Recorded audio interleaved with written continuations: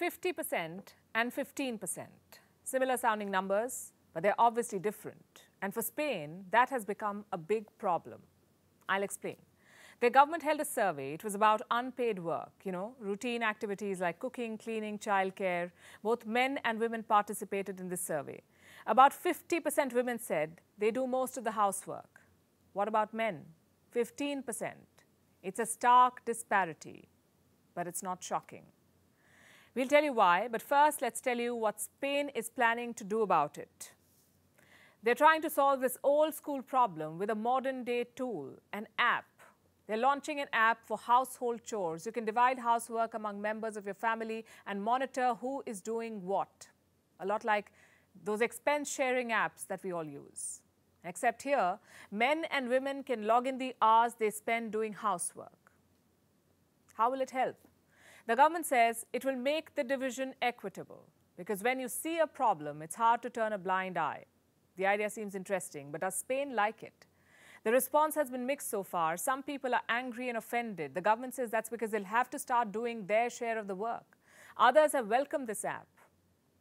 And this is a big deal in Spain because unpaid work is a major issue there. It has led to legal battles. Divorce cases are being settled with huge bills. Men are being asked to pay for years of unpaid work to their ex-wives. In 2017, a man had to pay about $25,000 for the same. Earlier this year, a man was asked to pay some $220,000, that's more than 1.7 crore rupees, for unpaid housework. How do they arrive at these numbers? On the basis of minimum wage. Had these women been paid a minimum wage for the work they do at home, this is the money they would have earned. And Spain is taking this very seriously. We say kudos to them and are learning for the rest. Because the problem of unpaid work is not limited to this country. Around the world, men and women spend their time differently. Men spend more time working for money. Women work, but often do not get paid for it. And this is not a general assumption. It's backed by data. On average, women spend about 5 hours a day on unpaid housework, while men spend just an hour doing housework. Women also do 76% of all unpaid care work the world over, 76%. These numbers are a world average. Country-wise, they look very different. In some countries, men and women share the load more equitably, like Sweden, Denmark, Norway, Canada, and Finland. Here, too, women work more, but about 1 hour more than men on doing daily chores. Elsewhere, the picture looks grim. Like in Japan, Mexico, Portugal, Turkey, and India. In all of these countries, women spend over 3 hours more than men on chores. In India, the number is 5 hours. That amounts to 1,825 hours in a year.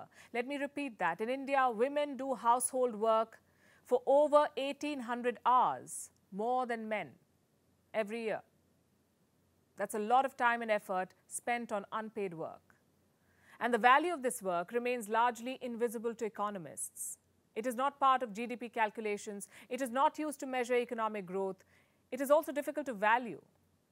But today, let's try to put it in terms of money. In 2019, if women earned minimum wage for their unpaid work, they would have earned about $11 trillion the world over. $11 trillion.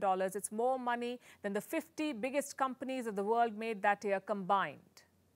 So basically, it's a lot of money. Even in cases where both men and women have a day job, it's the women who do more housework. Even when women earn more money than their male partners, they do more housework. Among retirees, women do more housework. Among the non-employed, take a wild guess, women do more housework. I can literally turn this into a poem or a rap even, whatever you prefer. Because this is my only point. The quiet cost of unpaid work. And this is not just about lost money, it's also about high rates of burnout, stress, depression, anxiety, insomnia, and other such problems among women. And no, housework is not the only reason for those problems, but it adds to them. So what can you do? Well, share the load and spread the message at a personal level, at a policy level. Like the chore distribution app in Spain, or China's legal right to seek compensation for unpaid work, or Sweden's parental leave policy, or Denmark's subsidized daycare policy. These are all good first steps. But governments can do a lot more to address the issue of unpaid work, to help us see this invisible work and assign it the value that it deserves. Think about it.